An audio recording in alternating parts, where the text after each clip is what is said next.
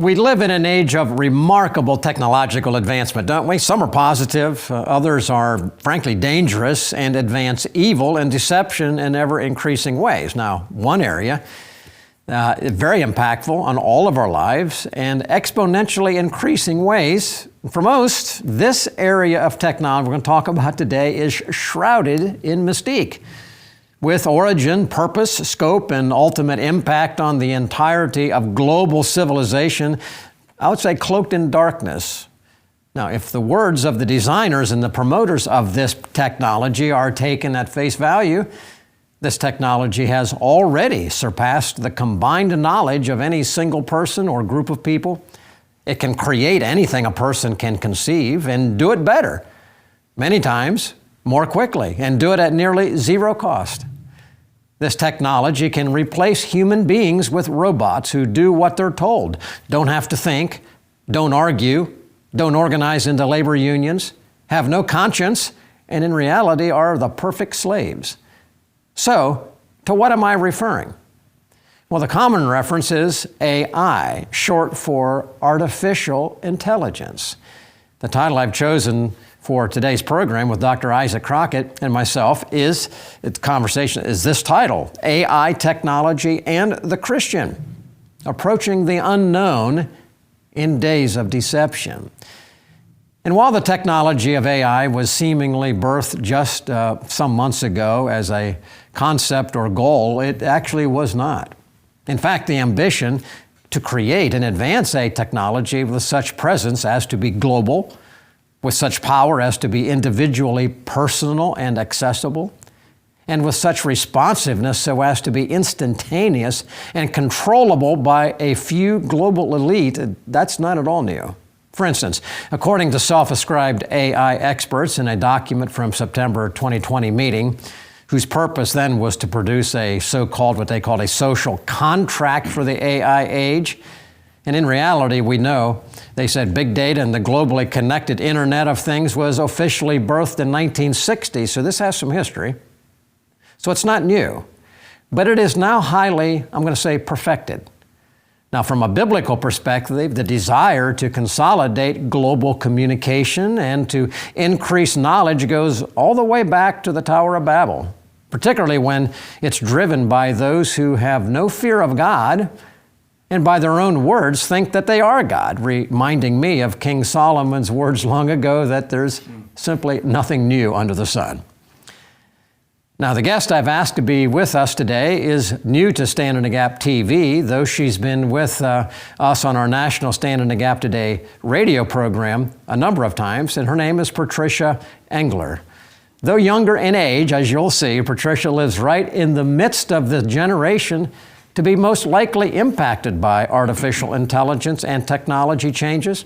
She's a Christian apologetic speaker for Answers in Genesis and author of her own book that she's put together to Prepare to Thrive, a survival guide for Christian students. It's a good book.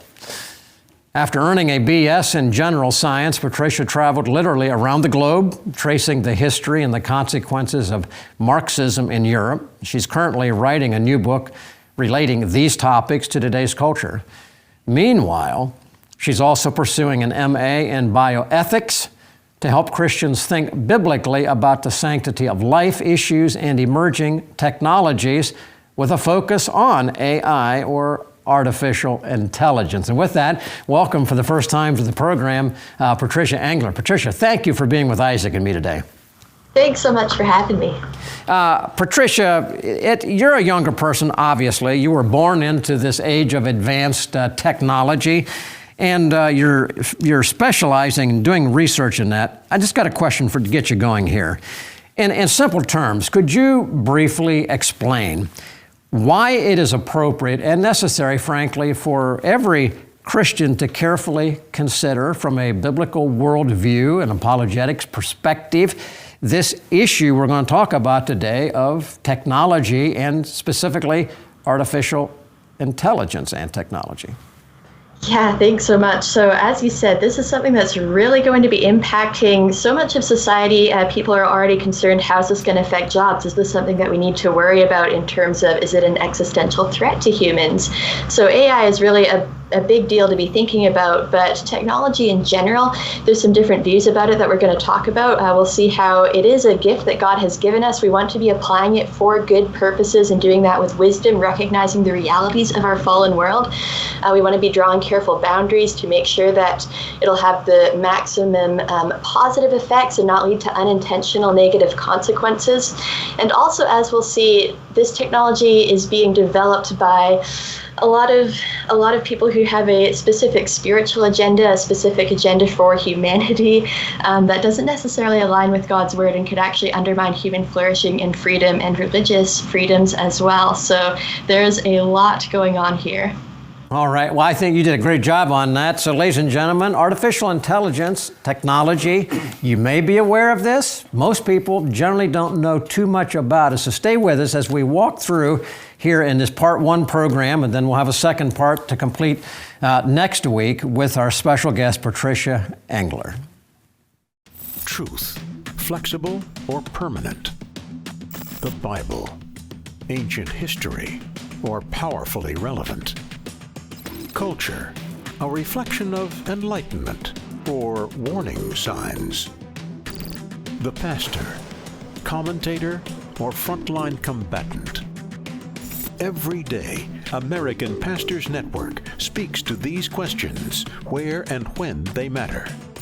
With hundreds of affiliate radio stations nationwide, a website and mobile app screening today's headlines through the twin lenses of the Bible and the Constitution, educating, informing, equipping. This is the American Pastors Network. The time is now to stand in the gap for truth.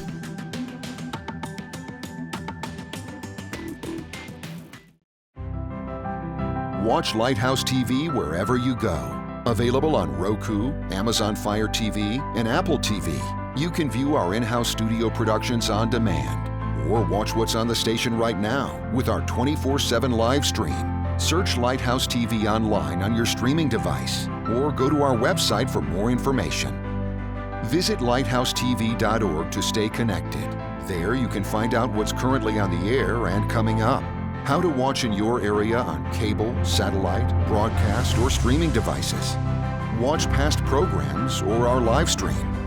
Follow us on social media and learn more about the station, our hosts, and our programming. Lighthouse TV, positively different.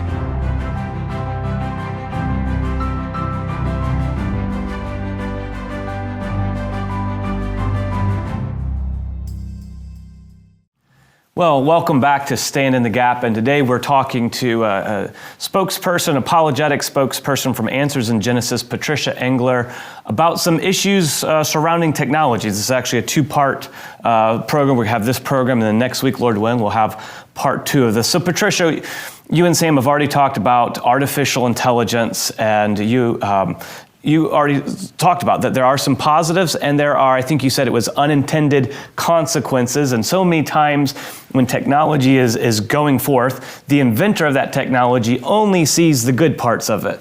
But there are almost always side effects, and those side effects can be very negative. And so as we get started with this, we want to look at the good, we want to look at the bad, and everything in between. But to start out with, could you just maybe give us a definition of what artificial intelligence is, both as a technology and as the overall concept that it kind of identifies? Yeah, absolutely. So it's tricky because there's no one clear definition of AI, partially because there's no one clear definition of intelligence. But usually when people talk about artificial intelligence, they're talking about a computer program that has been trained to mimic the behavior or the thinking of a living thing. So it basically works like an artificial brain in that it's receiving information, it's processing that data, and then it's performing some sort of action in response. So this is software, it's not hardware, but it can be given a body, either a virtual one, which we'd call an avatar, or a physical one, which is where we get robots involved. So then as a concept, how this works is basically humans are programming these computer programs with sets of encoded directions. That's where you get the term algorithm from. And these tell the system to perform certain steps in response to certain inputs to achieve certain goals.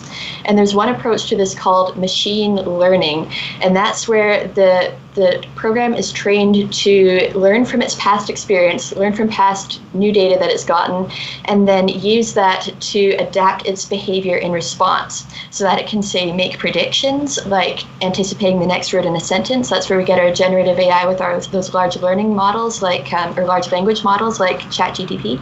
We also, it can also use its inputs to learn how to, say, anticipate or take a known face and then recognize new pictures of it. So that's where we get these facial recognitions technologies. So those are a couple of the types of things that these large learning models can do and generative AI can do. And this is based on something called artificial neural networks. So it's layers of interconnected computer nodes, and each of these nodes functions as its own kind of little mini computer that brings in data from other ones, processes it, and then sends its response out to other ones. So as information is being processed through these systems, it's involving hundreds of billions of mathematical operations. So actually humans don't even know fully how they work. The developers behind these, they can't see every individual decision being made.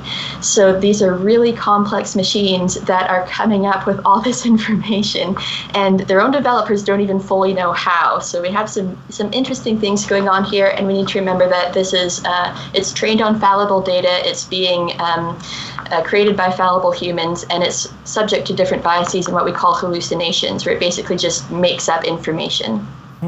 Well, it's interesting because you bring up this complexity, and even thinking of some of the Hollywood movies that have been out for decades, where they try to anticipate what technology is going to create for itself and become, creating things that maybe we can't control or things like that. But you and I have grown up with technology. Your generation more than any generation, and so it just kind of these things make sense in some ways. But this complexity that you talked about, it sounds a little bit chaotic almost sometimes, especially to some people, but also from a biblical perspective, a biblical worldview, and you're with Answers in Genesis and looking at God as creator and understanding the world through the lens of knowing God and having a relationship with God. And so I'd be interested in what you see, the positives, the negatives. Is it neutral? What are the areas that we need to be contemplating, looking out for? Because you've already hinted at some of it. It's not natural from God. This is somewhat, input from humans, and then machine technology taking it so complex. And you make maybe some sense of that complexity that you've described. Yeah, for sure. So like you said, for any technology, we want to be considering what are the possible harmful and negative consequences, whether that's intentional or unintentional. There's some theologians and software developers who have written some really helpful resources about that, which we can get into a little later. But you asked what sort of effects should we be anticipating? And I think with any kind of technology, there's really three areas of effects we want to look at. So we want to look at the spiritual impacts, we want to look at the impacts on humankind, and then we want to look at how it impacts humans as both as individuals and then as a society.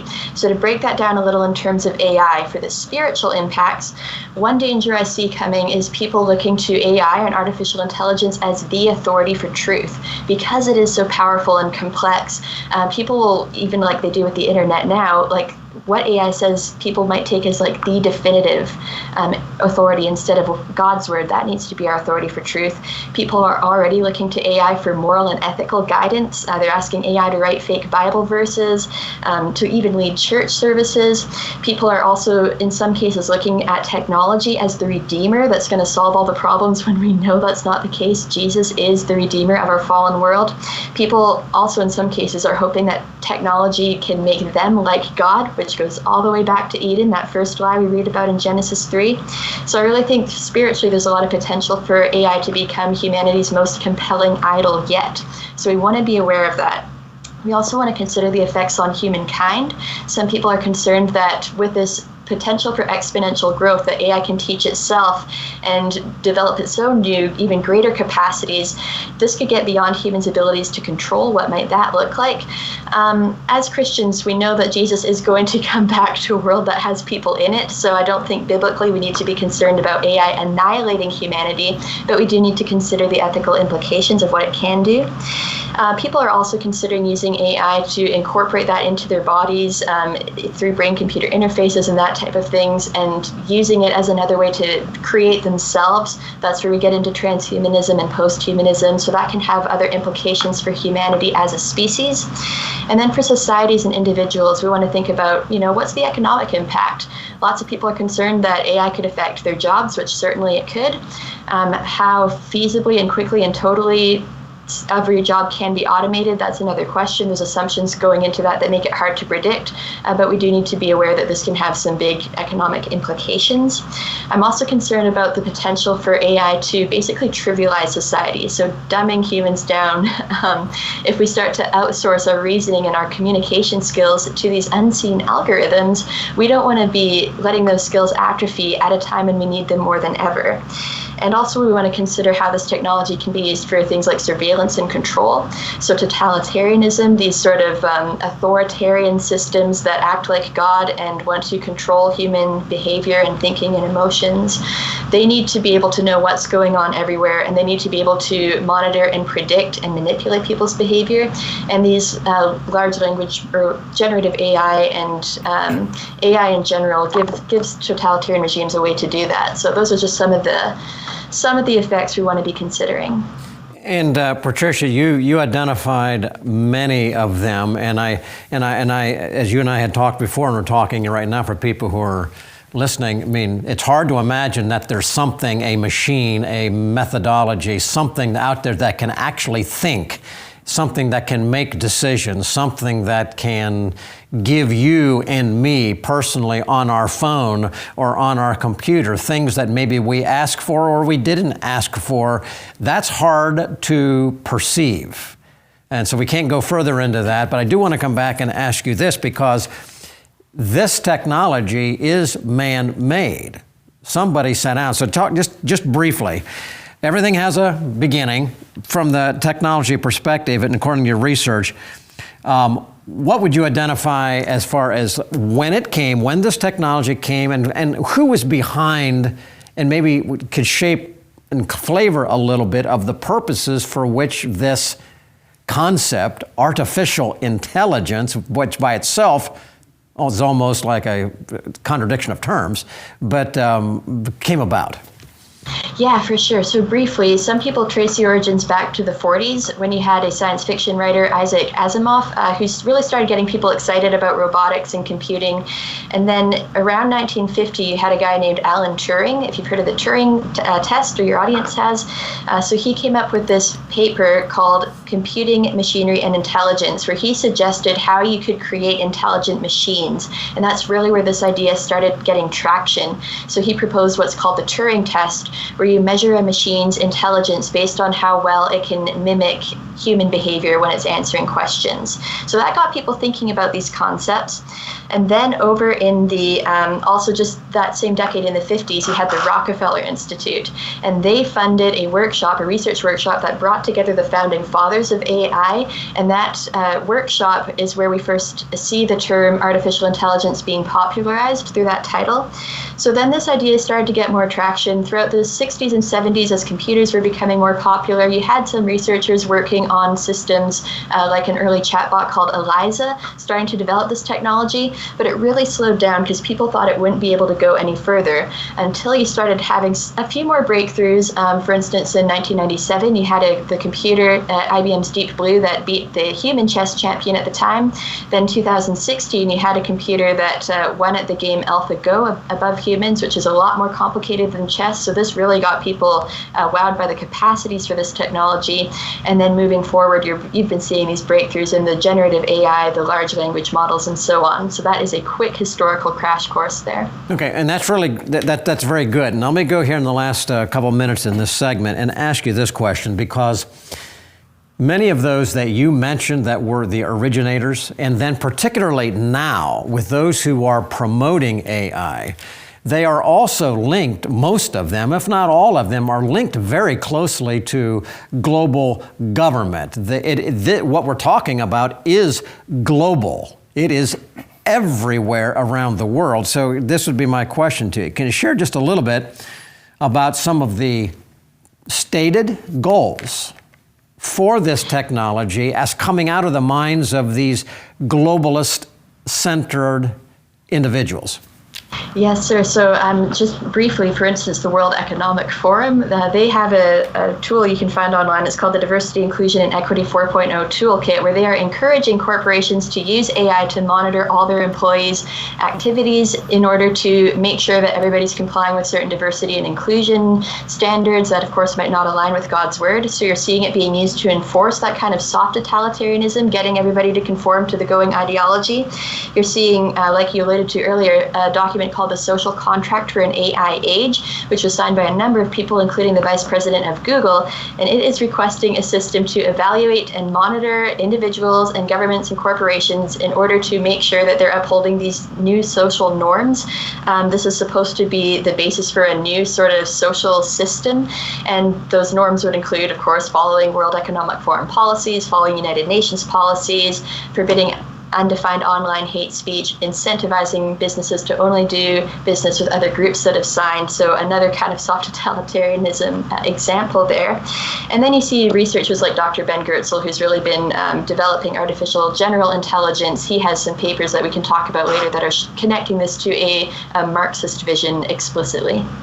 All right, I think you did, again, a great job. Ladies and gentlemen, stay with us. We, obviously, in this program, and next week, it's very short. We're giving you just the core information about this concept, which has been a long time in coming, highly developed, now impacting all of us. And there are some, in fact, very sinister goals, as Patricia just laid out. And that is where wisdom is so important. And that's why we're trying to do this program. We'll be back for the conclusion in just a moment.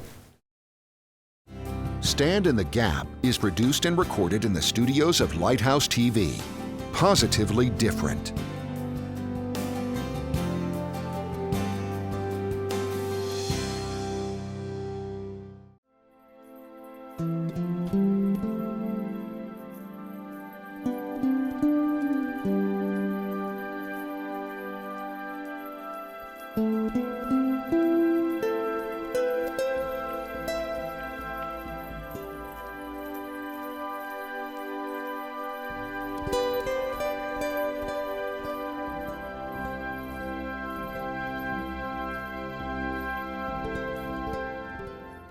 For over 2,000 years, pastors have carried the light of the gospel through opposition, persecution, and every flaming arrow of the enemy.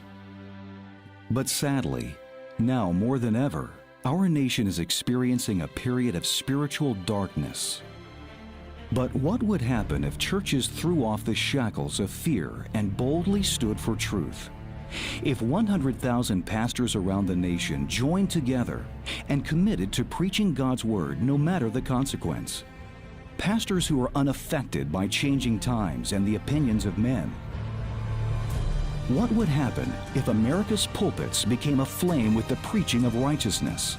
The great darkness from rejecting God's standards would be expelled, the prayers of God's people heard, our nation healed, and God's blessings restored. The time has come to stand. Watch Lighthouse TV wherever you go. Available on Roku, Amazon Fire TV, and Apple TV. You can view our in-house studio productions on demand, or watch what's on the station right now with our 24/7 live stream. Search Lighthouse TV online on your streaming device, or go to our website, lighthousetv.org, for more information. Lighthouse TV, positively different. Welcome back to Stand in the Gap. We're talking with Answers in Genesis apologetics spokesperson Patricia Engler, an author and speaker, and somebody who's studying bioethics. And we're talking about artificial intelligence. And so, Patricia, as we wrap all of this up, you've already talked about so many concerns. Many of them could be a whole program in and of themselves. So we're just really just at the tip of the iceberg here. But you did talk about the artificial intelligence almost could become the greatest idol we've ever seen. It reminds me of Romans chapter 1, where we see what happens when we go into our own idols, and it says that change the truth of God into a lie and worship the creature instead of the creator. As you just, we wrap this up, could you summarize what a Christian with a biblical worldview, what some of their concerns ought to be and maybe their mindset should be as they look over this idea of the up and coming technology of AI? Sure thing. One biblical account I'd direct people's attention back to is the story of the Tower of Babel. So you had people who wanted to use their technology at the time to make a name for themselves and essentially become like God, which is very much what we're seeing again with AI and other things like that. And it can be overwhelming and it can be scary. But the thing to remember is just like back in Babel, everything only happens on God's terms. So God has confused people's technology in the past if it's going in a direction that he knows isn't right for that time. So we don't have to worry that it could get out of humans' control, but it is not out of God's control. So keep that big picture focus in mind. God is on his throne. Human technology is never, ever going to even be able to usurp his authority in any single way. But we do need to be careful. We need to draw biblical boundaries. We need to anticipate what are the potential consequences of this that it could have for humanity, and making those ethical distinctions is just part of loving our neighbors and helping people to live in these uncertain times with gospel hope, sharing the gospel with others, giving them that hope. That is what's going to give us the basis for the things like morals and ethics and justice and human rights and human value that we need to be able to deal with this technology and do so in a cogent way. So that's a quick summary, but I know we'll get into a lot more next time. All right. Well, thank you, Patricia. And that it is frankly hard to take and summarize in a few moments all of this. It really is, isn't it? So I think you did a great job. So anyways, ladies and gentlemen, as we approach into the program here, again, artificial intelligence, technology, that's what we're looking at here in these two programs. And we're doing this because if you are following the news, you are hearing a lot more reference to this technology.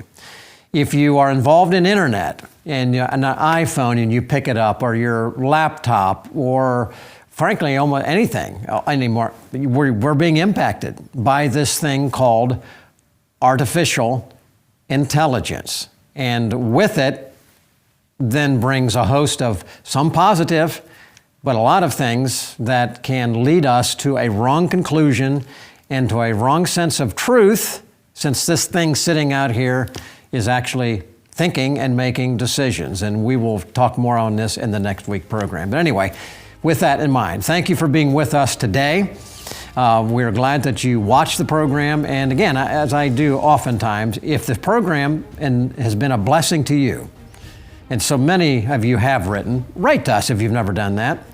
And prayerfully consider making us a daily mention of prayer. We need your prayer to continue. We need your financial partnering to continue. And we would ask that this week you would consider being a part in a more specific way with us.